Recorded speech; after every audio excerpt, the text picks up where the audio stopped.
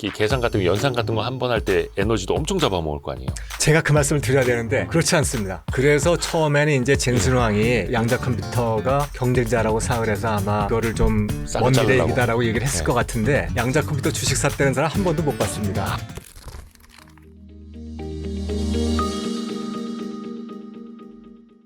거의 2년여 만에 모셨습니다. 카이스트의 이순칠 교수님 어서 오십시오. 예, 안녕하셨습니까? 아이고, 네. 저희 2023년도에 진짜 많은 가르침을 주셔가지고 아, 그렇습니까? 예. 물론 이제 다 이해는 하지 못했습니다만 양자 물리에 대해서 네, 그리고 양자 컴퓨팅에 대해서도 그때 좀 말씀을 해주셨고 네, 근데 그때 쓰신 책이 퀀텀의 세계였습니다. 네, 근데 이제는 퀀텀의 시대라고 네, 제목이 이제 다른 새로운 책이 나왔습니다. 네. 퀀텀의 세계랑 퀀텀의 시대랑 어떻게 다른 거예요? 의미하시는 게? 퀀텀의 세계에서는 주로 이제 그 양자 기술의 그 자체를 좀 설명하려고 했고요. 양자 물리 자체를. 예, 예. 거기 뭐 생태계나 이런 걸 설명하려고 그랬고, 퀀텀의 시대에서는 이제 양자 기술 때문에 우리의 미래, 이게 과거에 어떻게 왔고, 우리의 미래는 어떻게 될 거고, 근데 현재 상황은 어떠냐, 이런 걸 주로 얘기하려고 했습니다.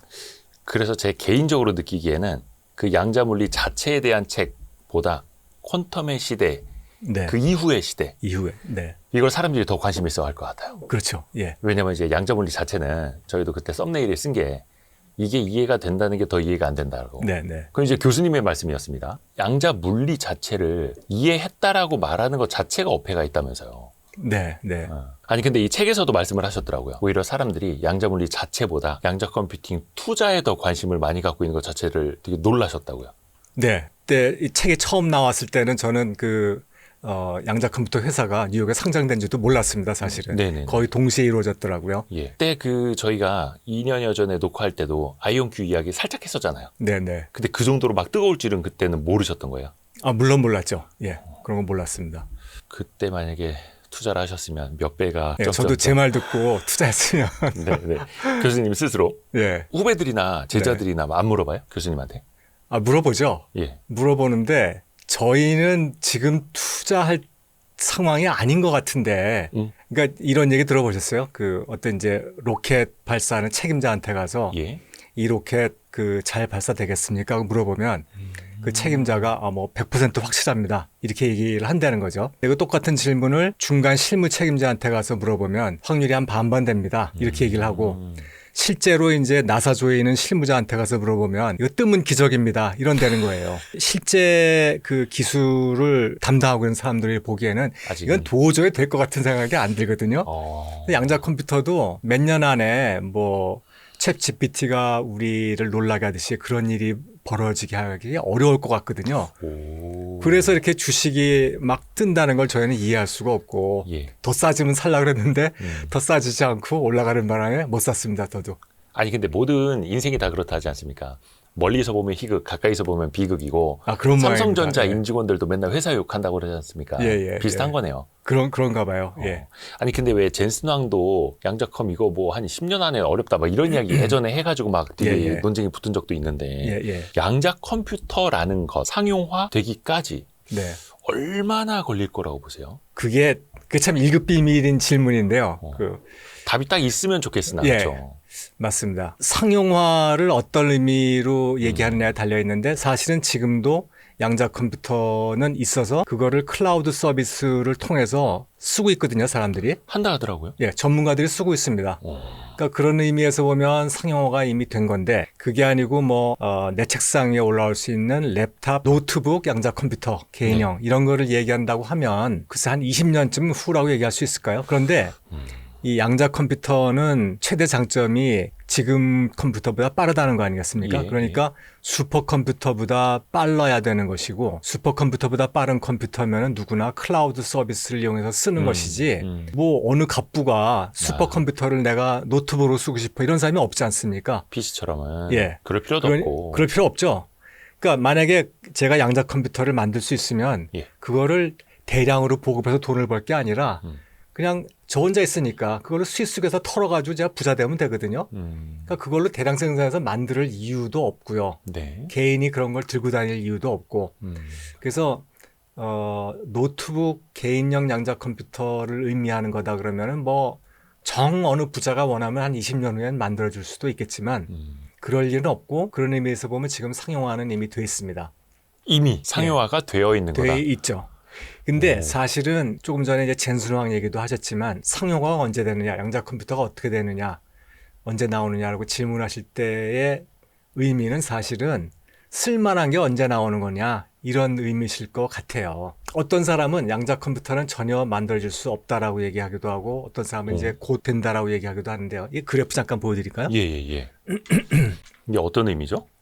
예, 이 그래프가 예. 이제 X축이 저희가 계산하고자 하는 숫자의 자릿수고요. X축은 저희가 계산하려고 하는 그 뭐 어떤 프로그램에 쓰이는 자릿수고 자릿수 비트수. 예, Y축이 이제 계산 시간입니다. 예. 근데 보통 자릿수가 많아지면 고전 컴퓨터는 계산하는 시간이 오래 쭉 걸리겠죠. 증가하거든요. 예. 근데 양자 컴퓨터는 별로 빨리 증가하지 않습니다. 근데 지금은 이렇게 자릿수가 적은 데에서는 예. 양자 컴퓨터가 클락 스피드가 느립니다. 오히려 이제 단순한 연산에선 더 느릴 수도 있다. 빠르지 않다. 예, 더 느리죠. 지금 예. 더 느리고 그 자릿수가 많아져서 고전 컴퓨터가 시간에 오래 걸릴 때 그때 양자 컴퓨터가 이제 빛을 발하게 되죠. 네. 그래서 이제 이런 부분에서 계산을 하면은 양자 컴퓨터가 고전 컴퓨터보다 계산을 빨리 하니까 우리가 양자 이득이 있다. 혹은 양자 우월성이 보인다. 이렇게 얘기를 하거든요. 저 C라는 지점을 넘어서야. 아. 네네. 그 당연히 C라는 지점을 넘어서서 D라는 지점에서 계산을 하면 좋은데 네. 문제는 이렇게 자릿수를 많게 계산할 수 있는 컴퓨터가 없습니다. 아직은 A, B 이렇게 자릿수가 적은 장난감 같은 것만 있는데 네네네. 그래서 결국은 이제 양자 컴퓨터가 언제 나오느냐 하는 의미는 요 C 지점을 통과할 수 있는 컴퓨터가 슈퍼컴퓨터보다 빨리 계산할 수 있는 양자 컴퓨터가 언제 나오겠느냐 그런 질문에 해당하는 거겠죠. 올해 초에 이제 젠슨왕이 예. 20년 후라고 얘기를 했는데 그러고 나서 사실은 뭐 얼마 있다 금방 이제 번복을 했지만 네네네네.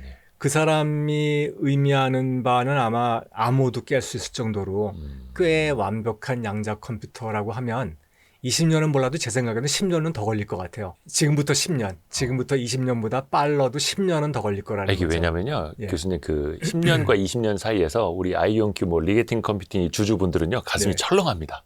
예, 이게 예민하면 왜냐면 그렇죠. 젠슨왕 한마디에도 지금 막 예. 힘들거든요. 예. 근데 최소한 10년 안에는 어렵고 막 암호를 풀 정도로 되려면 그렇게 얘기했더니 바로 그 다음 날 예. CES에서 이제 양자 컴퓨터 맞아요. 제조업자들이 무슨 소리냐? 뭐라 했죠? 올해면은 그 양자 이득을 볼 수 있다라고 또 이렇게 막 얘기를 했습니다. 아하. 그러니까 뭐 이 전망이 사실은 극과 극이죠. 이런 실용적인 양자 컴퓨터가 언제 나올 것이냐의 기준이 극과 극이고 빌 게이츠는 이런 그런 게 한 4, 5년 후 정도는 나올 수 있을 거다. 이런 얘기를 했었습니다. 오. 제가 다음 그래프를 하나 보여드리면 예. 이것도 올해 초에 나온 건데 구글에서 윌로우라는 컴퓨터를 발표를 하면서 무슨 칩을 발표했다고 그렇죠. 하죠. 예. 이걸로 계산을 했더니 예. 우주의 나이가 138억 년 됐거든요. 아. 그러니까 10의 10승년 정도 됐는데 10의 25승년 동안에 지금 우주가 한 1000조 번 생겼다 없어졌다 할 동안에도 계산하기 힘든 거를 자기네 양자 컴퓨터로 5분 안에 했다 그랬거든요. 예. 그럼 이거는 어마어마한 양자 이득을 보인 거죠, 사실은. 그렇죠. 그렇죠. 그럼 이게 어떻게 된 거냐? 예. 예. 근데 이건 사실은 거짓말은 아니고 실제로 이런 거를 한 게 맞습니다. 근데 여기서 계산한 거는 정말 우리한테는 아무 쓰잘데없는 일을 한 거였거든요. 예를 들자면 뭐 어떤 계산을 예를 했다는 들자면 거예요? 여기서 계산한 거는 그 양자 컴퓨터가 만들어낸 무작위 수가 얼마나 무작위한지를 평가하는데 양자 컴퓨터는 이렇게 금방 하는데 고전 컴퓨터라면 오래 걸린다. 뭐 이런 거였습니다. 근데 이제 뭔진 모르겠네요. 그렇죠. 네. 우리한테 뭐 전혀 와닿지 않는 얘기들이니까. 그러니까 파이 원주율 3.14 몇 가지 계산하나 막 이런 아무 의미 없는 뭐 이런 건가? 그거는 그 무작위, 그렇죠. 그것도 무작위에 쓰이니까 암호에 많이 쓰이고 그러니까 뭐 그것만 해도 꽤 쓸모가 있는 거고 이건 훨씬 더 쓰잘데없는 일이라고 할 수 있습니다. 그러니까 뭔가에 쓸모가 있는 일을 해야 하는데. 그렇죠.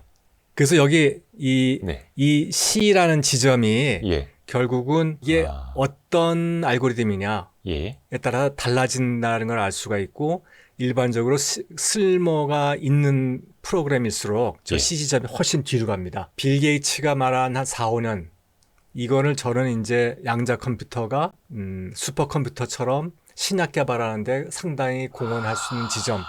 그 정도면 우리도 무슨 일을 했다는지 알아들을 수 있지 않습니까? 네네네. 무작위 뭐 이런 거 말고요.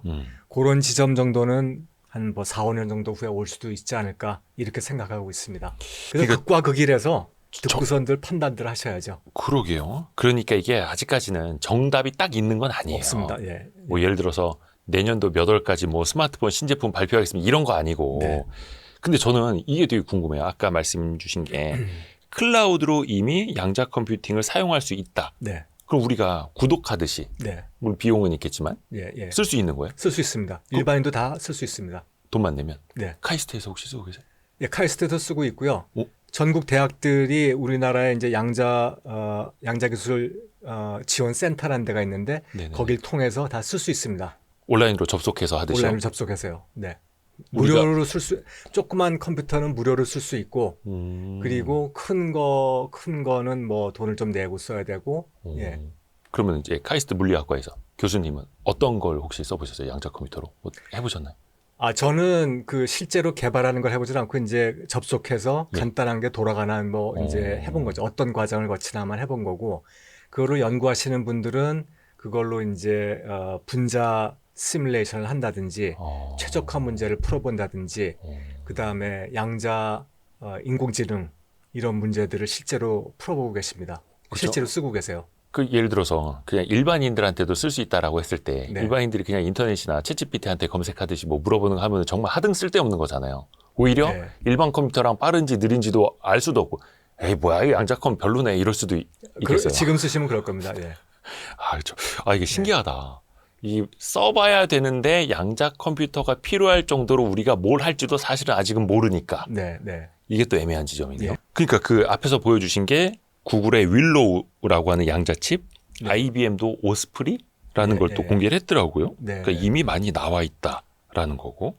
또 하나가 항상 양자 컴퓨터 이야기할 때 오류가 너무 많아서 아직 상용하기가 힘들다 뭐 이런 이야기 하잖아요. 네, 네. 그 오류라는 게 도대체 어떤 개념이에요? 뭐 예를 들어서 챗 GPT가 할루시네이션 헛소리하는 뭐 네. 이런 개념인지 계산을 다 해놓고 뭐 틀리는 건지 어떤 개념의 오류예요? 뭐 다 합해서 그냥 틀리는 겁니다. 그러니까 조금 더 그 기본적인 수준에서 얘기를 하자면 0, 1 이런 숫자들이 0은 0대로 있고 1은 1대로 있어야 되는데 네네. 0이 1로 흐물음을 바뀌고 1이 0으로 흐물음을 바뀌고 뭐 계산하면 1이 나와야 되는데 0이 나온다든지 이렇게 그냥 단순한 의미에서 오류가 많이 생깁니다. 아니 근데 이게 네. 표현 중에 흐물흐물이라고 하셨거든요. 네, 네. 0에서 1이 어떻게 흐물흐물 되죠? 이제 양자 컴퓨터는 계산을 해도 오류가 생기고 계산 안 하고 가만히 있어도 오류가 생기거든요. 예. 계산하고 안 하고 가만히 있을 때는 0이면 0, 1이면 1이 그대로 저장되어 있어야 되지 예. 않습니까? 근데 주변하고 상호작용을 해가지고 1이 흐물흐물 이렇게 0으로 슬슬슬슬 변해갑니다. 이렇게 1의 0 상태가 섞여 들어오고 아 그래요? 0의 1 상태가 섞여 들어오고 요거 이해가 어려우시다면 2023년도에 저희가 녹화를 했던 퀀텀의 세계 그 영상을 고정 댓글로 달아드릴 테니까요. 그거 한번 다시 보고 오세요. 보고 오셔도 이해가 안 될 겁니다. 맞습니다. 장담합니다. 근데 그게 너무 미시의 세계여서 네, 그런 거잖아요. 그렇죠. 예, 예. 그러니까 그 왜 중첩 우리가 네, 이야기했던 네. 것처럼 어떻게 그럴 수가 있어가 아니라 그냥 미시의 세계는 원래 그런 거야라고 그냥 넘어가면 되는 거겠죠. 그렇죠. 예. 저희 세계에서는 그런 주변하고의 그 상호작용 이런 걸 저희가 잘 못 느끼니까요. 이 세계에서는 이제 워낙 미약한 것도 다 영향을 받아서 0이 1로 변하고 이러는데 우리 거시세계에서 쓰는 컴퓨터에서는 주변에서 뭐 온도가 조금 올라간다고 해서 0이 1로 변하고 이렇게 민감하지 않죠. 네. 그래서 괜찮습니다. 그러니까 아주 좁은 공간에서 다닥다닥 붙어 있는 친구들이니까 서로 네. 영향을 안 주고 안 받을 수가 없는. 없죠. 예. 네. 이렇게 설명을 해도 되나 모르겠습니다. 너무 쉽게 그냥 막 예. 아니 정확하게 덜렁 말씀하셨습니다. 넘어가는 것 같아가지고. 네, 네. 그러면 그 오류를 예. 또 컴퓨팅으로 정정을 한다 하더라고요. 네, 네. 그건 이제 왜 답안지 뽑아놓고 종이로 고치는 개념은 아닐 거 아니에요. 예, 그 오류 정정은 고전 컴퓨터, 그러니까 슈퍼컴퓨터에서도 하거든요. 예. 그러니까 예를 들어서 이제 일을 어디 적어 놓을 때 일 하나만 적어 놓지 않고 11 이렇게 3번을 적어 놓는 겁니다. 그 중복해서요. 네. 그러면은 뭐가 잘못돼 가지고 그 중에 하나가 일이 0으로 바뀌어도 110이니까 이게 하나가 2였는데 0으로 변했구나 하고 알 수 있죠. 그래서 111로 다시 고쳐놓을 수가 있죠. 그런 게 이제 오류 정정하는 기법이거든요. 그래서 양자 컴퓨터에서도 훨씬 더 복잡하지만 그렇게 중복 계제 이게 오류 정정의 기본 기법입니다. 이게 조금 죄송합니다만 이제 비유를 하자면 네, 프린터기가 네. 뭘 뽑아낼 때마다 지가 알아서 막 오타를 내요. 네, 근데 한 3장씩을 뽑아놓고 예. 비교하는 거예요? 그렇죠. 예. 그러면 이거 시간도 되게 오래 걸리겠네요. 시간이 엄청나게 걸리죠. 고전 컴퓨터에서는 그게 그러니까 에러가 그렇게 많지 않기 때문에 그게 크게 중요하지 않은데 양자 컴퓨터에서는 3비트에 써놓는 게 아니라 1000비트에다 써놓거든요. 지금 제가 조금 전에 예를 든 거는 이제 3비트에다가 111 써놓는다든지 000 써놓는다고 말씀드렸지 않습니까? 네네네네. 그러니까 그렇게 하면 에러가 없는 한 개의 논리적인 비트가 되는 거죠. 물리적인 비트는 3개지만 네네네네. 근데 양자 컴퓨터에서는 에러가 없는 한 개의 논리 비트를 만들기 위해서 1000개의 물리적인 비트를 사용해야 된다는 겁니다. 그러니까 엄청나게 오류 수정하기가 힘들고 와. 그거 갖고 계산하기도 굉장히 복잡하고 이렇죠. 머리 아파. 그래서 오류 수정이 훨씬 어렵고 제일 큰 화두입니다. 지금. 그러니까 양자 컴퓨터에서. 컴퓨터, 그 양자 칩 자체를 만드는 것보다 네. 오류를 정정해 나가는 게 더 어려운 거예요. 예, 그게 어렵고 칩 디자인할 때도 오류 정정하기 좋게 디자인을 하죠. 그것도 아주 중요한 문제입니다. 그것도 이제 뭐 반도체 설계하듯이 그 안에서 하는 걸 테니까. 네네. 예. 그러면 이게 기술적으로 뭐 오류를 줄이기 위해서 정정을 하기 위해서 어떻게 해야 한다라는 게 딱 뭐가 나와 있나요? 알고 있는 건 있죠. 정정할 때는 알려진 기법들이 몇 개 있고 IBM하고 구글은 이제 좀 다른 기법을 쓰는데 네. 이런 기법을 쓸 거냐 이런 기법을 쓸 거냐 뭐 또 다른 기법을 쓸 거냐를 결정을 해야 되고 네. 그건 오류 정정이고 오류 자체를 적게 하기 위해서는 뭐 온도를 낮춘다든지 그다음에 제작하는 물질의 순도를 높인다든지 외부 전자기파를 다 차폐한다든지 그다음에 연산하는 전자기파를 정교하게 한다든지 뭐 이런 물리적인 기법들을 사용을 해야죠. 그러니까 외부의 영향을 받지 않게끔 하는 거고 그 그것도 내부에서도 변하지 않게 하려고 하는 거고. 그렇죠. 왜 예. 지난번에 나오셨을 때도 그 극저온에서는 오류가 좀 줄어든다라는 거 가르쳐 주셨잖아요. 네네네. 그래서 뭐 영하 뭐 몇백 도 이렇게 막 냉각을 해놓고 예. 또 거기 때문에 그것 때문에 전력도 많이 소모가 되고 어렵다라고 하는데 그게 왜 우리가 그냥 흔히들 예. 온도가 높을 때는 막 기체 상태로 되게 불안정하지만 네. 극저온에서는 고체 상태로 안정적인 거랑 비슷한 거예요? 원리가? 달라요? 그것하고 관계가 많이 있습니다. 기체가 고체됐을 때는 뭐 물론 덜 움직이는데 네. 상온에서도 고체인 것도 있지 않습니까? 네네네. 그런 것도 온도가 높을 때는 이게 다 가만히 있는 것 같아서 다 이게 원자들이 떨고 있거든요. 온도가 높을 때는 많이 떨고 있고 온도가 낮을 때는 조금 떨고 있습니다. 네네네. 그러니까 온도가 높을 때 많이 떨고 있으면 여기 이제 큐빗이 이렇게 있는데 주변에서 와서 자꾸 치면 이게 제대로 자기 상태에 있을 수가 없으니까 그렇죠. 0, 1로 바뀌는데 온도가 낮아지면 이게 조금 떠니까 영향이 적고 이 직접 와서 때리지 않아도요. 물체들이 이렇게 떨고 있으면 여기서 전자기파가 나오거든요. 이제 광자가 나오는데 그 광자가 또 이 비트를 때리니까 많이 떨고 있을 때는 빛이 많이 나오고 저온이 돼가지고 조금 떨고 있을 때는 빛이 조금 나오거든요. 그러면 이제 오류가 줄어드는 거죠. 그래서 극저온으로 가서 합니다. 그 양자 단위에서도 네. 또 광자가 나와서 예. 그러니까 광자라는 게 빛에도 입자가 있다라는 거. 빛도 입자화되어 있습니다. 그쵸. 빛도 저희가 햇빛 속에서 이렇게 에너지가 연속적으로 오는 것이 아니라 에너지가 이렇게 덩어리져서 날라오거든요. 점점 이런 예. 식으로. 빛도 네. 에너지가 덩어리로 되어 있습니다. 그러니까 말하자면 질량이 없는 덩어리입니다. 전자나 양성자는 질량이 있는 덩어리고 질량이 있는 양자고 빛은 질량이 없는 덩어리. 질량이 없는 예. 덩어리. 그래서 느껴지시죠? 그런 걸 이렇게 지금 양자라고. 조명 이렇게 이제 입자 날아오는 네네. 거 여러분 느껴지시죠? 네. 그러니까 이거를 항상 미시의 세계는 거시의 세상으로 우리가 이해를 하려면 안 된다라는 거. 네네. 오, 너무 신기합니다. 그 또 책에도 좀 써주셨는데 제가 솔직히 봐도 모르겠더라고요. 초전도체 기반의 큐비트라고 네네. 큐비트입니다, 여러분. 이온 트랩 기술, 상온 작동 포토닉스. 봐도 모르겠습니다, 교수님. 쉽게 좀 설명해 주시죠. 예, 이온은 뭐 원자에서 이제 전자가 한두 개가 빠지거나 더 들어간 거거든요. 그러니까 보통 원자가 중성 상태에 있을 때는 핵이 양전하를 갖고 있고 전자가 음전하를 갖고 있어서 전자가 뭐 20개다. 그러면 여기 이제 핵에 있는 양성자도 20개가 있어서 딱 중성이 되게 돼 있는데 전자를 한두 개 빼거나 넣으면은 이게 순전하를 갖게 돼 가지고 그거를 이제 전기장을 걸면 뭐 이렇게 공중에 떠 있게 하거나 이렇게 할 수 있는 거죠. 네. 근데 어쨌든 원자 크기니까 그 이온들은 양자 물리 법칙에 아주 지배를 당하고 있는 물질이라고 할 수 있겠습니다. 그리고 뭐 포토닉스라는 것도 그건 빛을 얘기하는 거니까요. 조금 전에 말씀드린 대로 빛덩어리, 광자니까 그것도 뭐 양자 물리 법칙 따라 움직이는 거고요. 초전도는 이 저항이 전혀 없이 전자가 움직일 수 있는 물질인데 그걸 링을 이렇게 만들어 놓으면 혼자서 영원히 이렇게 돌거든요. 어떤 링을요? 그러니까 초전도 물질로 구리로 링을 만들듯이 초전도 물질로 링을 만들면 전자가 혼자서 계속 돕니다. 그 안에 갇혀 있는 거예요? 예, 갇혀서. 그게 마치 이 원자에서도 핵 주위를 전자가 도는데 뭐 아무 저항 없이 계속 돌고 있지 않습니까? 그거하고 비슷한 상황이라서 초전도체는 꽤 크게 뭐 몇십 마이크론 이런 크기를 만들 수 있지만 그런데도 양자 물리의 법칙에 따라서 움직입니다. 그래서 그렇게 양자 물리의 법칙에 따라서 행동하는 것들을 가지고 우리가 큐비트를 만들 수가 있습니다.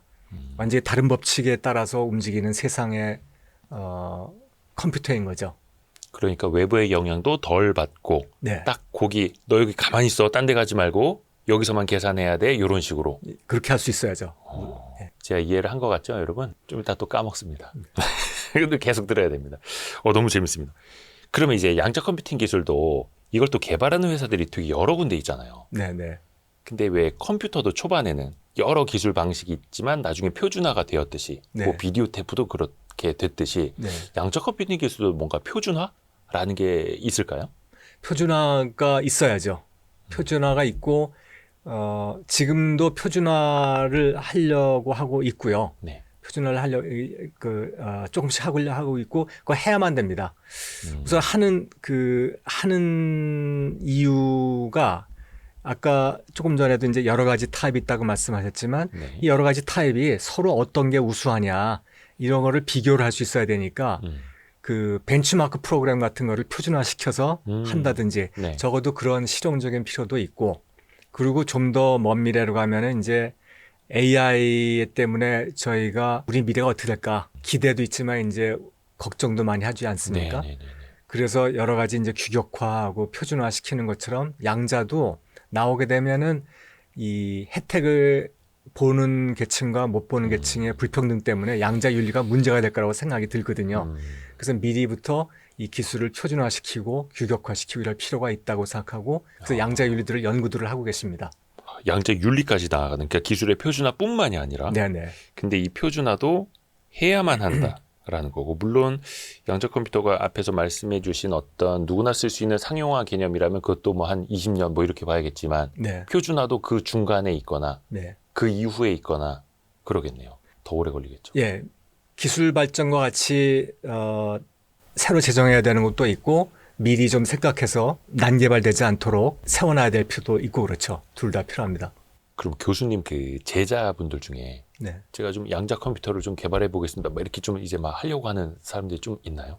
지금 제 제자보다도 양자 컴퓨터 개발하고 계시는 분들 많이 있습니다. 제가 여기서 이제 한 3년 전에 인터뷰할 때는 2년 전인가요? 그때는 그렇게 정말 많지 않으셨는데 지금은 하시는 분들이 꽤 많이 늘어나셔가지고 네, 여러 가지 타입의 양자 컴퓨터를 우리나라도 다 개발하고 있습니다. 지금. 오, 우리나라에서도요? 예. 그리고 국가적으로도 이렇게 시책 정책을 해가지고 국가 주도로 해서 나가는 그 사업들도 있고요. 그 우리에게 남겨진 과제는 뒤쪽에 조금 더 질문을 드릴게요. 네. 우선은 그 양자 기술 개발한다는 기업들이 미국에만 해도 되게 많더라고요. 네. 앞에서 이야기했던 그 윌로우라는 칩 만들었던 구글이 있고 IBM, 마이크로소프트, 뭐 인텔, 아마존도 한다고 하고 네. 또 많은 투자자분들이 좋아하시는 아이온큐나 리게티 컴퓨팅도 있고 D-웨이브 퀀텀, 허니웰 네. 등등 많더라고요. 네. 맞습니다.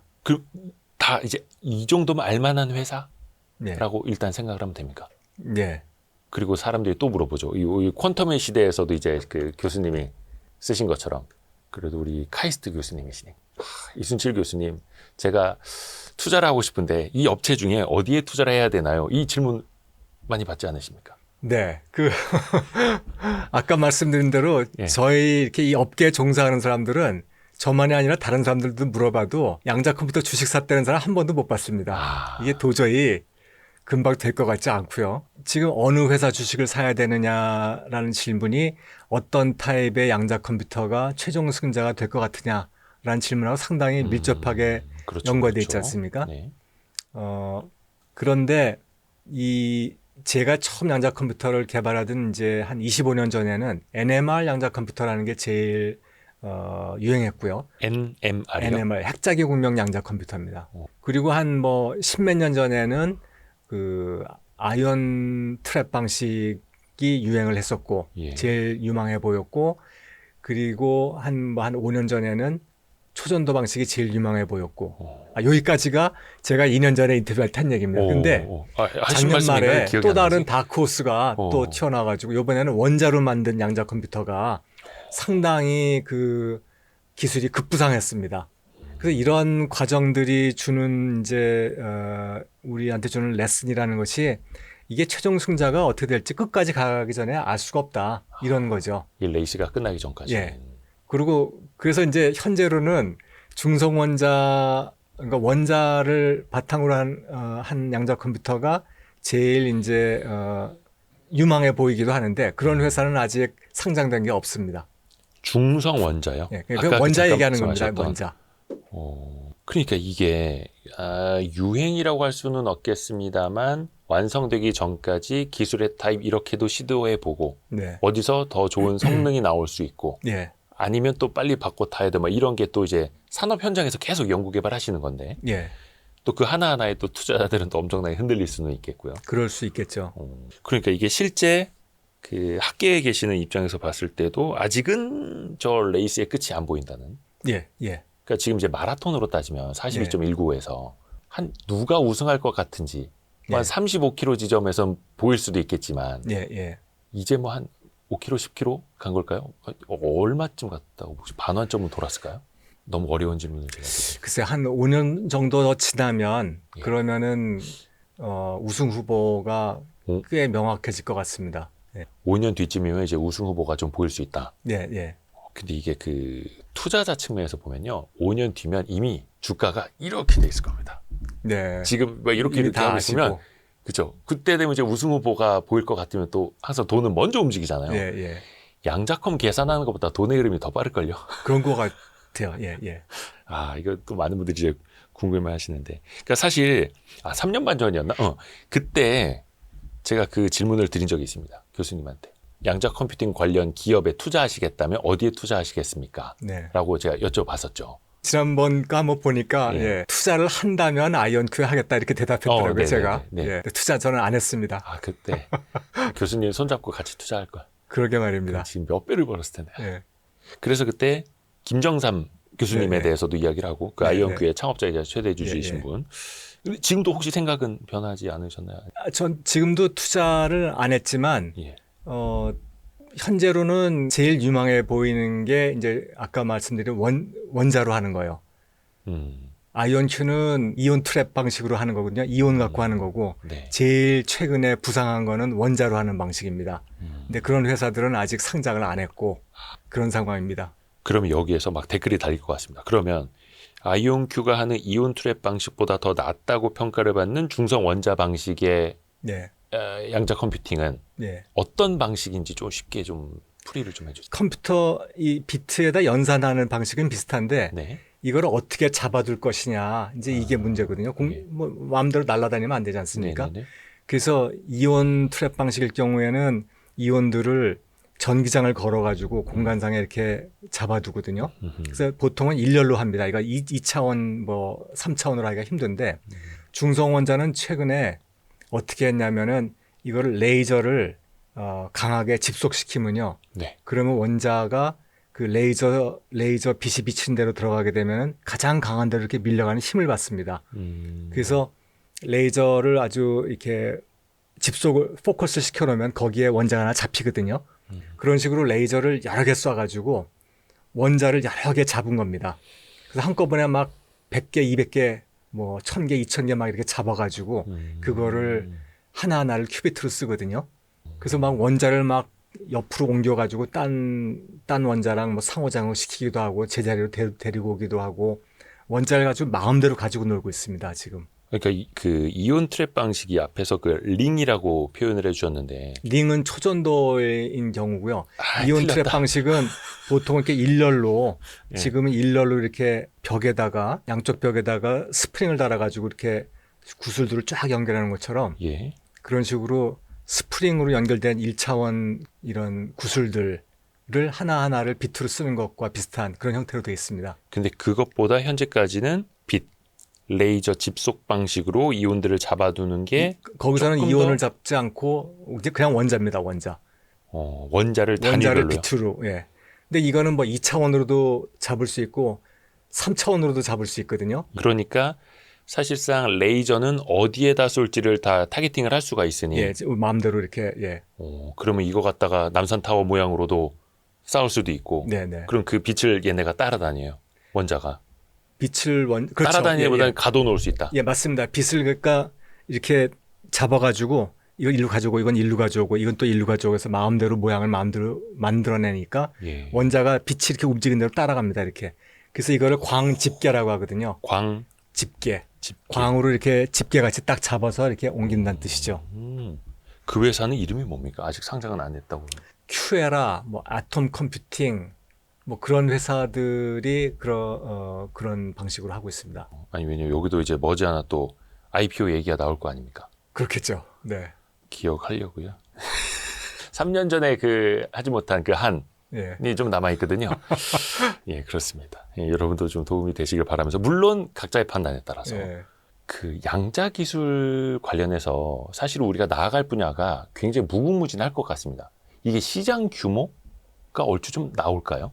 왜 그런 거 있지 않습니까? 어디까지 이게 발전할까? 시장이 예, 얼마나 시장 커질까? 규모는 그 맥킨지 같은 데서 평가한 게 있는데요. 네. 여기 맥킨지 리포트를 보면 1935년도까지 예. 화학, 생명과학, 금융, 모빌리티 이 네 분야가 네. 양자 컴퓨터가 그 가장 영향을 많이 주고 가장 영향을 많이 받을 산업 분야라고 맥킨지에서 뽑은 분야거든요.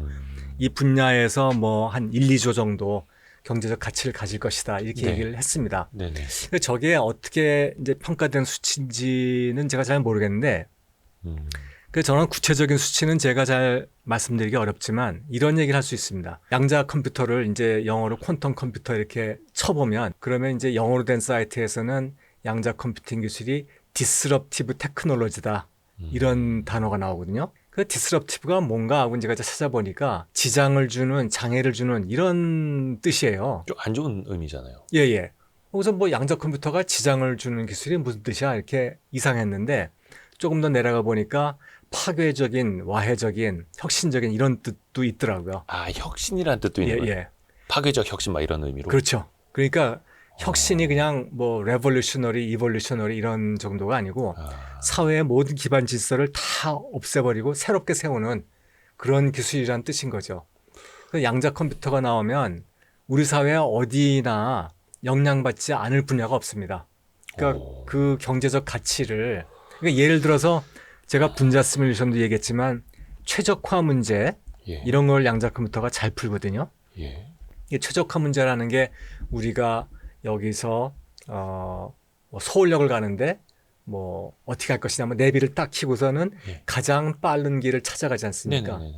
그런 식으로 가장 뭐 제일 이런 거를 찾는 게 최적화 문제를 찾는 거거든요. 근데 최적화 문제는 뭐 공정 최적화도 있고 그다음에 뭐 디시전 메이킹 할 때도 쓰는 거고 우리 사회 어디나 그렇죠. 최적화 문제가 없는 데가 어디 있습니까? 예. 그러니까 양자 컴퓨터의 영향이 미치지 않는 것이 하나도 없습니다. 그러니까 우리 사회 전반에 다 미치게 되니까 그 경제적 가치를 뭐 그 숫자로 이렇게 말을 할 수 있을지 잘 모르겠습니다. 그냥 끝이 없다는 거예요. 예, 저는 그렇게 생각합니다. 와. 물론 그 양자 컴퓨터를 동원할 정도로 고도의 계산이 필요한 분야에 당연히 쓰여야겠죠. 뭐 그렇죠. 예. 서울에서 부산 가는 가장 빠른 길을 알려줘. 이거 뭐 챗GPT한테 해도 되는데 예. 네. 양자 컴퓨터로 쓸 수도 없는 거고. 네. 또 그것도 뭐 이렇게 계산 같은 거, 연산 같은 거 한 번 할 때 에너지도 엄청 잡아먹을 거 아니에요. 제가 그 말씀을 드려야 되는데 예. 그렇지 않습니다. 이게 워낙에 양자 컴퓨터가 예.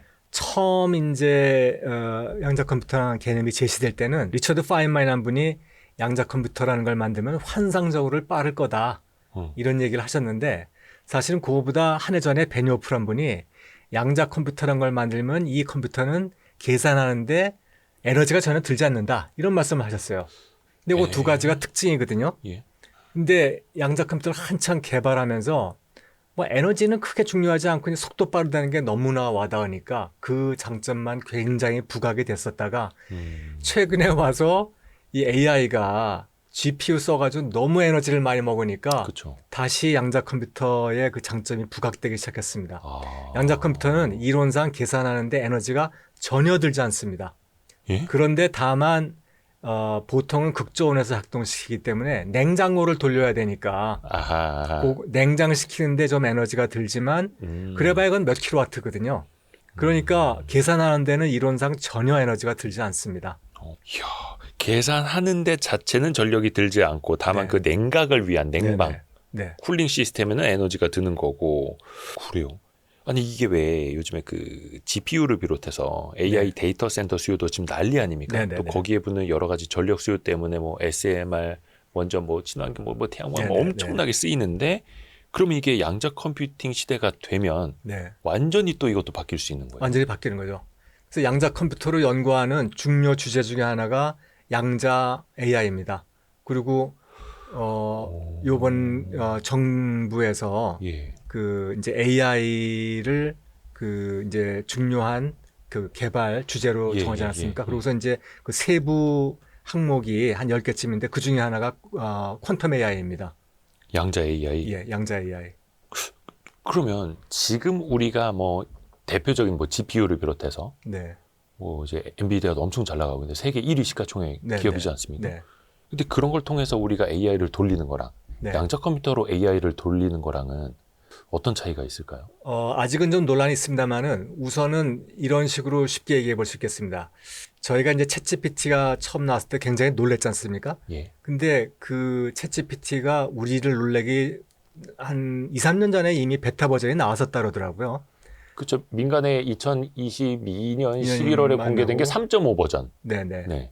그리고 그거보다 한 2, 3년 전에 그 베타 버전이 나왔었는데 그때는 뭐 학습을 한 100만 개 정도 하니까 별게 없었는데 이게 뭐 10억 개, 100억 개를 그 학습을 하니까 갑자기 똑똑해졌다 그런 얘기를 하시더라고요. 네네네. 그러니까 요즘은 굉장히 학습을 많이 하지 않습니까? 그렇죠. 근데 학습하려면 1조 개를 학습하려면 시간이 많이 걸리지 않습니까? 근데 양자 컴퓨터는 병렬 처리를 잘하기 때문에 1조 개 데이터를 한꺼번에 다 넣고 학습해 그러면 한꺼번에 학습할 수 있습니다. 예.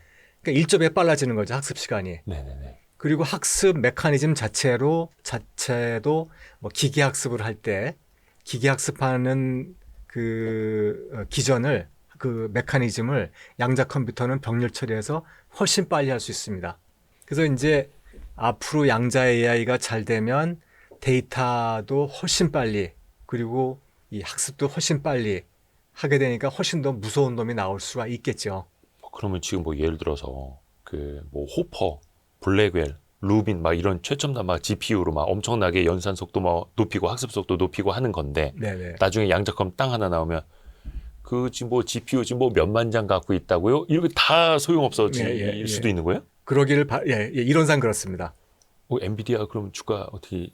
아니 그래서 처음에는 이제 젠슨 왕이 양자 컴퓨터가 경쟁자라고 생각을 해서 아마 이거를 좀 먼 미래 얘기다라고 얘기를 했을 것 같은데 곧바로 이제 그 태도를 바꾼 이유가 뭘까?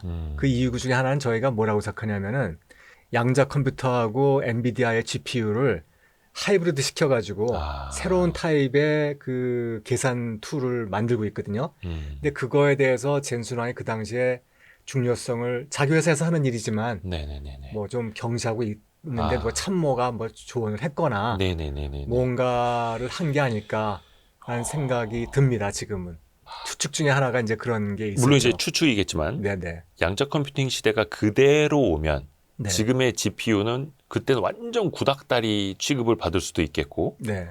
그런 거를 그냥 눈 뜨고 가만히 볼 당연히 수는 엔비디아는 없는 아니고. 아니고, 예, 예. 그럼 완전히 그 피처폰 시대에서 스마트폰 못 따라가는 회사 이렇게 돼버리는 거잖아요. 네네. 그러니까 피처폰 회사가 너네 뭐 스마트폰이라는 걸 뭐 20년 후에 내놓는다고 우리랑 좀 뭐 같이 할 수 있는 거 없니? 이런 네, 예. 지금 상황. 그렇죠.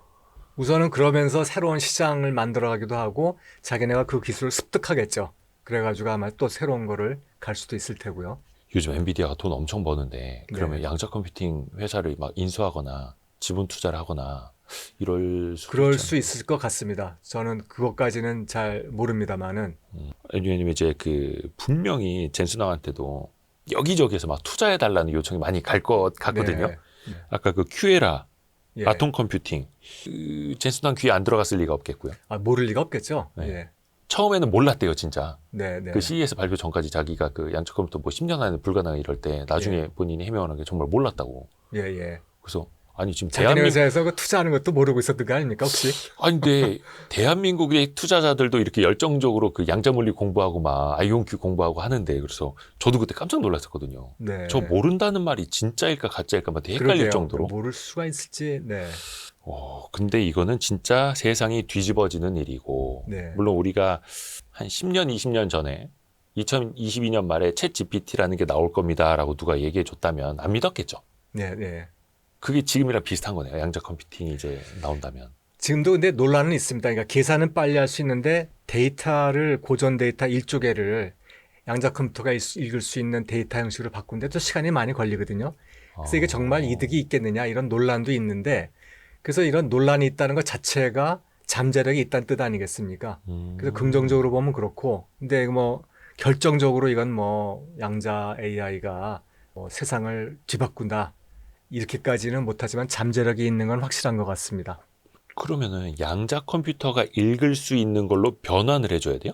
예, 예. 지금 그 이 AI 시대가 놀라운 게 그냥 자연어 학습을 한다는 거잖아요. 네. 코딩 안 넣고 자연어로 예, 예. 물어보고 시키고 하면 자연어로 대답을 하니까 정말 이게 대단한 건데 네. 그럼 우리 이 세상에 있는 그 학습을 빨리 할 수는 있겠지만 자연어를 보고 이게 퀀텀의 시대인지 A, B, C, D, E, F, G인지를 양자 컴퓨터가 못 알아보고 있으면 예, 예. 그 소용없는 거 아니에요? 그럼? 그러니까 뭔가 똑똑한 방법을 찾아내야죠. 이게 그러니까 1조개라는 게 10의 12승계죠. 10의 12승계인데 10의 12승계면은 40비트, 40큐빗을 가지고 있는 양자 컴퓨터면은 1조개 데이터를 처리할 수 있거든요. 한꺼번에 병렬로. 근데 그러기 위해서는 1조개 데이터를 40비트가 가지고 있는 그런 병렬 데이터 형태로 예. 넣어서 그놈이 읽을 수 있게 해줘야 합니다. 그래서 이제 그런 노력 때문에 이게 무슨 결과적으로 실익이 있느냐 이런 논란도 있고 또 언젠가는 또 그런 거에서 좋은 방법을 또 찾아낼 수도 있을 테고요. 요쯤에서 엔비디아 주주분들은 좀 안심하시겠네요.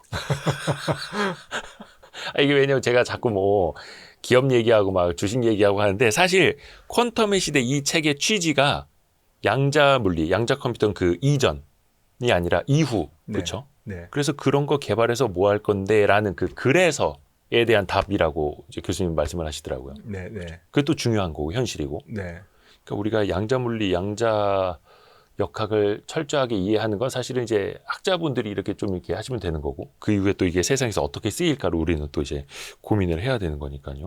너무 재밌습니다. 그러세요? 예, 몰랐던 거 너무 많이 배우고 있고 당연히 양자 컴퓨팅에 그러면 투자를 많이 해야 할 텐데 우리나라도 뭔가 뭐 국제 과제 같은 네, 걸로도 하고는 있다 하더라고요. 예. 우리나라는 한 어느 정도 위치에 있다고 보면 돼요? 투자가 이 맥킨지 리포트를 이걸 보시면 예. 이게 단위가 10억 달러인데 미국이 1.3이니까 13억 달러를 투자하고 있는데 중국이 그것보다 단위 하나를 더 크게 투자하고 있거든요. 중국이 근데 엄청나게 쏟아붓는다는 거예요? 예. 그렇게 한 덕분에 20년 전에는 중국이나 저희나 그 수준이 똑같았거든요. 근데 중국이 이렇게 엄청나게 미국보다 뭐 한 10배 넘게 투자하고 그러니까 지금은 뭐 명실공히 2위의 자리에 올라와 있다라고 누구나 얘기하고 있습니다. 근데 이거는 21년도 데이터인데 그 당시에는 우리나라가 이 그래프의 단위로 보면 한 0.2 정도 되는 예. 그러니까 그 정도 단위를 투자하고 있었는데 워낙 국제적인 인지도가 없어서 이 네. 표에 올라가지도 않았죠. 그런데 지금은 요 표 단위로 할 때 우리나라가 5위 정도 투자하고 있습니다. 오. 3조를 투자했다고 투자 계획을 발표했거든요. 예. 그래서 이제 2.3 빌리언 정도 되기 때문에 네네네. 단일 국가로는 뭐 굉장히 크게 투자를 하고 있는 것이죠. 아, 그러니까 그 한 2, 3년 사이에 네. 좀 달라진 거네요. 우리나라에서 21년도에 뭐 양자기술 연구개발 투자 전략 만들고 23년에 양자기술 비전이라는 걸 발표하고 24년에 또 양자기술 이니셔티브라는 걸 발표하고 그래서 정책을 거의 1년에 한 번씩 바꿨습니다.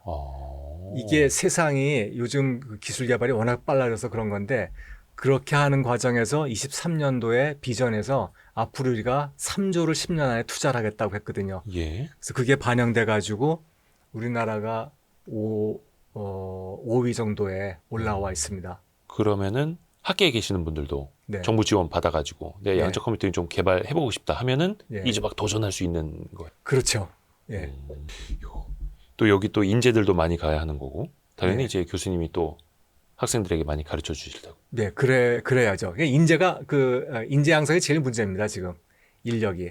근데 또 카이스트 물리학과 정도 되면 완전히 그 핵심 인재들일 거 아니에요. 근데 이제 양자 기술 쪽을 많이 전공을 하겠다는 학생들이 많이 와야죠. 그 중에서도 예. 물리학 중에서도. 예, 우리나라의 예산이요. 작년에 왜 기초 예산들을 많이 깎았다고 해서 많이 문제가 되고 그런 적이 있지 않습니까? 네네. R&D 예산 삭감. 그 와중에서도 양자 쪽은 예산이 거의 안 깎였습니다, 작년에. 그 정도예요? 예. 그리고 올해는 심지어 50% 늘어났고 내년에 또 50% 늘어날 거고요. 그래서 1년에 한 3천억 정도가 R&D 예산이 풀리는데 뭐 AI에 비하면 적은 거겠습니다만은 우리나라 전문가가 그렇게 1년에 50%씩 늘어나지 않지 않습니까? 그래서 인력이 빨리 늘어나야 되는데 인력이 빨리 그렇게 늘어날 수가 없기 때문에 우리가 그 외국을 따라가는데 제일 이제 걸림돌이 되는 건 우선 인력 양성이라고 할 수가 있겠죠. 그래요.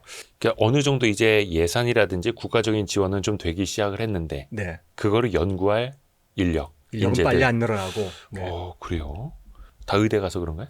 그런 것도 크겠죠. 예. 그죠. 뭐 인구는 뭐 예나 지금이나 네. 뭐 물론 이제 뭐 감소는 한다고는 합니다만 네, 네. 큰 차이는 없을 텐데 예. 그 현장에서도 많이 느끼세요, 교수님도? 그렇죠.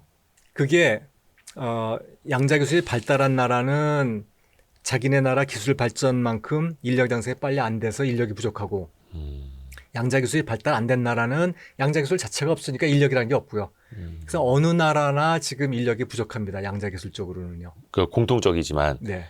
여기서 더 늦어지면 안 되는 거고 사실 우리나라가 지금 휴머노이드 로봇이라든지 물론 언제였죠? 한 20몇 년 전에 카이스트에서 휴보가 먼저 나오긴 했습니다만 네. 아시모 다음에 또 AI도 그렇고 좀 미국이나 중국에 비해서 좀 많이 뒤처져 있잖아요. 네. 그래서 세계 3강이라도 지금 해야 한다고 해서 막 이제 기치를 올리고 있는데 양자컴 분야에서도 혹시나 그렇게 될 염려도 있다고 보세요? 그 양자 컴퓨터 분야는요. 그 예전에 예. 그 어느 무슨 예능에서 어느 이제 예능이 나와서 그런 얘기를 하신 적이 있으세요. 제가 그 대학교 때 아르바이트를 하는데 꼴찌들만 모아서 아르바이트를 하셨다는 거예요. 그랬더니 네. 꼴찌는 더 이상 성적이 내려갈 데가 없으니까 네. 자기가 가르치기만 하면 성적이 다들 올라갔다는 거죠. 과외 같은 거 할 때. 예, 예. 네. 그러니까 우리나라 양자 컴퓨터도 워낙 뒤쳐져 있었기 때문에 뭐 더 내려갈 만한 데도 없고 그런데 투자는 많이 하니까 차이가 이미 지금 많이 벌어져 있지만 앞으로는 줄어들 겁니다. 더 벌어질 일은 없고요. 여기서 올라갈 일만 남았다. 예, 올라갈 일만 남았습니다. 그러면 이제 우리도 기업 차원에서 이 양자 컴퓨터를 막 준비들 하고 있나요? 그러면 좋은데 딱 하나 아쉬운 게 그게 안 되고 있습니다. 기업들이 이게 외국에서 다 개발되고 나면 그때 사오면 되지 이렇게 생각들 하시는 것 같습니다. 네, 그렇게 되지는 않을 텐데. 그러면 지금은 학계에서 연구하는 정도예요? 그렇죠. 연구소하고 학계에서 주로 하고 있고 그 산업계라는 거는 뭐 이런 부속 만든다든지 소프트웨어 짠다든지 이런 스타트업들이죠. 그리고 실험실에서 양자 컴퓨터를 만들어 보신 분들이 뭐 스타트업을 한다든지 대기업이 들어오면 좋은데 대기업이 들어오지 않고 있습니다, 지금. 스타트업들도 사실은 돈이 많이 필요할 거 아니에요. 그러니까 네. 미국에서도 지금 뭐 리게티나 아이온큐나 막 이렇게 상장을 한 게 엄청나게 이제 IPO해서 그 돈으로 연구 개발하려고 하는 그렇죠. 건데 네. 우리는 그 정부에서 지원한 어떤 프로젝트 막 이렇게 선정이 돼야 그 예산 받고 네. R&D 하고 막 이런 단계인 거예요. 그렇죠. 아직은 이제 국가 주도로 이렇게 끌고 가는 거죠. 그러면 빨리 스타트업 많이 만들고 네. 대기업 투자 받고 해야겠네요. 그래야 되는데 대기업에서는 아무튼 뛰어들려고 하고 있지 않습니다. 그러니까 아직은 너무 멀어 보여서 예, 그리고 또 한 가지는 이제 이게 진입 장벽 때문인데요. 진입장. 이게 뭐 어느 대기업에서 갑자기 양자 컴퓨터를 내일부터 해보자 이렇게 하려면은 예. 그 쌓여진 이제 기술이 전혀 없으니까 뭐 어렵지 가져와 보라고 해야 않습니까? 되는데 예. 보여줘봐 해야 되는데. 그게 우리나라뿐만 아니라 전 세계적으로 그렇습니다. 전 세계적으로 큰 회사가 하는 데가 미국, 그러니까 IBM, 구글 같은 데 뿐인데 IBM은 워낙에 옛날부터 기초 연구를 해왔고 그중에 예. 초전도도 포함되어 있었거든요. 그랬다가 초전도로 양자 컴퓨터를 만든데 그러니까 우리가 그것도 해보자라고 이제 꾸준히 계속 했던 거고요. 아, 구글은 2010년도인가에 그 D-Wave라는 데서 양자 컴퓨터라는 걸 만들어서 팔았습니다. 구글이 그걸 인수한. 하나 네. 구글이 그 회사에 인수하진 않았는데 어. 그 회사 양자 컴퓨터를 사다가 구글이 가지고 놀아본 적이 있습니다. 해봤더니 이제 나사하고 같이 사가지고요. 하드웨어를 샀다는 거죠. 네, 하드웨어를 사가지고. 그랬더니 양자 컴퓨터라는 것이 어떤 장점이 있고 단점이 있고 그런 걸 알게 됐죠. 그래서 그 초창기에 우리도 뛰어들어 보자 해서 뛰어드는 건데 지금 와서는 어떤 기업도 뛰어들기가 너무 장벽이 커진 겁니다. 그래서 전 세계적으로 스타트업 빼고는 큰 회사가 이렇게 뛰어든 예가 거의 없습니다. 일단은 그래도 자본력이라도 있으니 네, 인재를 또 유치를 해서 네, 예. 따라잡기는 해야 하는데 그렇게 되면 좋죠. 근데 사실 이제 로봇 기술도 그렇고 AI도 그렇고 뭔가 우리나라는 항상 그 기초 기술에 대한 투자라기보다는 네, 나중에 어느 정도 형성되면 그때 인수하고 네. 요렇게 조금 더 예, 예, 가긴 그럴- 합니다만. 근데 이 기술은 지금 뭐 미중 뭐 기술 패권 경쟁 가운데 있어가지고 이 미국 쪽에 들어가 있는 회사 나라들은 다른 이쪽 진영으로 기술 넘기지 못하게 돼 있고 그렇죠. 예, 이쪽도 마찬가지고요. 그렇죠. 그런 식으로 돼 있어서 그게 쉽지 않습니다. 그리고 뭐 같은 진영에 속해 있어도 뭐 우리나라에 양자 컴퓨터가 들어온다고 해도 그 기술을 가르쳐 주거나 하지 않거든요. 그 기계에 뭐 접근도 못하게 하고 뭐 이런 식이니까. 그렇죠. 그러면은 왜 우리가 이제 소버린 AI 많이 이야기하잖아요. 네, 뒤늦게 네. 예. 우리의 순수 AI 기술이 있어야 된다라고 해서 이제 막 투자하고 있는데 네. 그러면 소버린 양자 컴퓨터도 꼭 필요하다고 보시는 거예요. 예, 그거는 우리가 추격밖에 못하더라도 꼭 하긴 해야 됩니다. 우리의 양자 컴퓨터가 있어야 된다. 예, 있어야 되는. 그래서 지금 벌써 개발하고 있고요. 오, 국가 정책으로. 어디에 생기나요? 대전에 있는. 현재 제일 큰 그 양자 컴퓨터 개발 그 사업을 표준에서 지금 하고 있습니다. 아예 이제 시작부터 표준화해서. 표준화도 해야겠지만 표준화, 지금 표준 연구원이라는 데가 표준 연구원 이름이. 예. 국가표준연구원. 네. 네네네네. 우리가 어느 정도까지 와 있다라고 좀 볼 수 있는 게 있습니까? 하드웨어를 비교를 하자면 우리가 2033년까지 예. 1000큐빗짜리 양자 컴퓨터를 만들기로 계획이 돼 있었거든요. 예. 그걸 조금 바꿨습니다만은. 근데 IBM은 2023년에 1000큐빗짜리를 발표했거든요. 그게 10년 차이 나지 않습니까? 예. 그러니까 하드웨어는 적어도 지금은 10년은 차이 나고 있다. 이렇게 말씀드릴 수 있겠네요. 남들 이제 저기 마라톤에서 반환점 거의 다 와가고 있는데 우리는 이제 막 신발끈 묶고. 예. 지금이라도 뭐 해야지 어떡하겠습니까? 해야죠. 네. 근데 이거는 뭐가 필요할까요? 이게 뭔가 기초 기술을 어디서 뭐 도입을 한다라고 해서 되는 건지, 그렇죠? 뭐 그냥 예산만 많이 투입한다고 해서 되는 건지, 아까 인재 이야기도 좀 하셨습니다만, 네네. 그 격차를 어떻게 따라잡아야 될까요? 제 생각에는 뭐 현재 그 정부에서 국가적으로 이제 끌고 가기 위해서 할 수 있는 건 거의 다 하고 있다고 생각이 드는데요. 뭐 국제 교류에서 뭐 기술 이전해 오는 것도 하고 뭐 범국민한테 이렇게 넓게 지식을 펼치는 일도 하고 뭐 다 하고 있죠. 그리고 뭐 여러 가지 그 양자 컴퓨터 플랫폼들을 다 지원해서 양자 컴퓨터 개발하라고 이제 연구비도 많이들 네. 이제 주기도 하고요. 근데 제일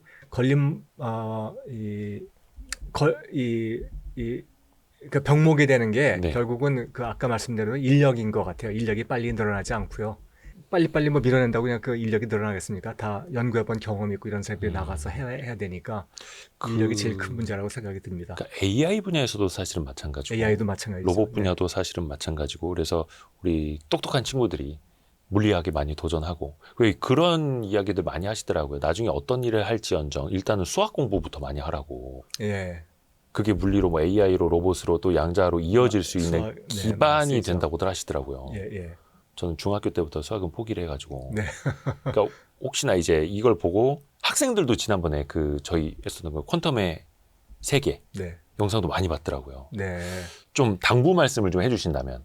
젊은 사람들한테는 글쎄 실세 의대를 갈 수 있는 학생들이면 네. 뭘 해도 뭐 먹고 사는데 문제가 없을 테니까 그 좀 자기가 가치 있다고 생각하는 거, 의미 있다고 생각하는 거 이런 걸 위해서 젊음을 도전해 봤으면 좋겠어요. 이게 쉽게 되지 않을 거거든요. 쉽게 되지 않는데 그만큼 또 보답도 있지 않습니까? 아주 챌린징한 목표니까. 그럼요. 예. 그래서 그 실제로 외국에서도 뭐 이걸 꼭 뭐 돈 벌려고만 사람들이 이걸 연구하는 건 아니고 그 내가 한번 양자 세계에 이거를 한번 이루어 보겠다 이런 큰 꿈을 갖고 하는 거니까 그런 식으로 좀 도전을 해봤으면 좋겠다는 생각이 듭니다. 가치 있는 일, 네. 의미 있는 일에 도전하고 네. 사실 또 그렇게 도전한 사람들에게 어마어마한 리워드, 보상, 예. 돈, 금전적인 게 또 주어지고 그게 주어져야죠. 우리나라는 그렇죠. 그게 약하기 때문에 다들 의대 가는 게 아닌가 그런 생각이 그렇죠, 드는데요. 그렇죠. 네. 사회적인 뭐 명예도 그렇고 금전적인 것도 네, 그렇고 네. 당연히 그러게요. 그래서 진짜 반도체 개발한 사람이 떼부자가 되고 네. AI 로봇 개발한 사람이 떼부자가 되고 양자 컴퓨팅 그 기업 만드는 회사가 또 엄청난 투자를 받고 네. 이런 선순환이 또 이루어져야죠. 오늘 진짜 많이 배웠습니다. 혹시 뭐 예. 말씀 안 해주신 측면이 있을까요? 아, 제가 예. 이 가트너 하이프 사이클 아시죠? 예. 거품 뭐 이렇게 생기고 막 이거 하나 좀 말씀드리고 네, 가야 될 것 좋습니다. 같은데 이 같은 하이프 사이클이 이제 뭐 그 시장의 기대치 뭐 예. 이런 거 아닙니까? 처음에 기술이 처음 나오면은 그거에 따라서 그 기대치도 쭉 같이 올라갔다가 과열됐다가 그 기술이 시장 기대만큼 빨리 안 오면은 이렇게 꺼졌다가. 급냉됐다가 예. 그다음에 이제 거기서부터 기술에 따라 천천히 이제 제자리를 찾아가는 예. 이런 그래프라고 하는데 지금 제가 빨간 표를 쳐놓은 여기요. 예. 양자 컴퓨터가 여기에 있습니다. 어? 이 가트너가 얘기하기는. 그러니까 너무 과열돼가지고 오. 지금 내려갈 거라고 예측하고 있다는 거죠. 그래서 이거를 좀 참고를 하시라고. 그 주식 시장이 예, 제가 생각하는 거하고 다르게 가기 때문에 제가 뭐라고 그거에 대해서 말씀을 못 드리겠는데 네.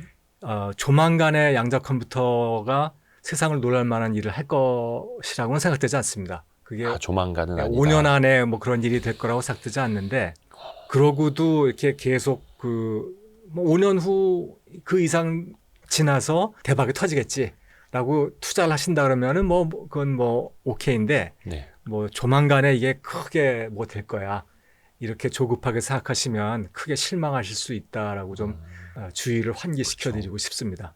항상 시장의 기대, 네, 인간의 욕심은 엄청 앞서가죠. 네, 네. 그러다 현실을 마주하고 아직 안 됐어. 그러다 뭐 푹 꺼졌다가. 사실 뭐 아이온큐 주가 차트만 봐도 뭐 비슷합니다. 네, 네. 푹 올라왔다가 푹 꺼졌다가. 근데 또 이제 냉정하게 준비할 필요는 있겠고 또 언젠가는 올 거 아닙니까? 물론 이제 모든 인간은 죽는다라는 명언도 있습니다만 그래도 양자 컴퓨터라는 게 이제 다 뭐 거품처럼 사라지지는 않을 거 아니에요. 네, 네, 20년이 됐든 10년이 됐든 네, 오기는 온다. 예, 그리고 앞에서도 말씀해 주신 것처럼 이미 일부 상용화는 되어 있다. 예. 전문가들만 쓰는 거지만 물론 이제 과제는 많이 남아 있습니다만, 야 진짜 퀀텀의 시대가 열리고 있다는 생각이 듭니다. 아 그러세요? 교수님의 책 제목처럼, 죄송합니다. 너무 앞서갔나? 아까 그래프 다시 보여주셔야 될 것 같은데. 그래서 지난번에 약 한 3년여 전에 퀀텀의 세계 네, 이후에 퀀텀의 시대까지 해서 책 2권 연달아서 보시는 게 좋겠고 또 저희도 그 과거 영상 링크에 달아드리겠습니다. 같이 연달아서 보시면 더 많은 학습이 되실 겁니다. 부모님하고 자녀분들도 같이 뭐 보시더라고요. 그렇습니까? 너무 예. 감사했습니다. 너무 좋은 시간이었습니다. 다시 한번 봐야 또 기억은 나겠습니다. 고맙습니다, 교수님. 예, 감사합니다. 고생하셨습니다. 아유, 네. 고생하셨습니다. 네. 고생하셨습니다.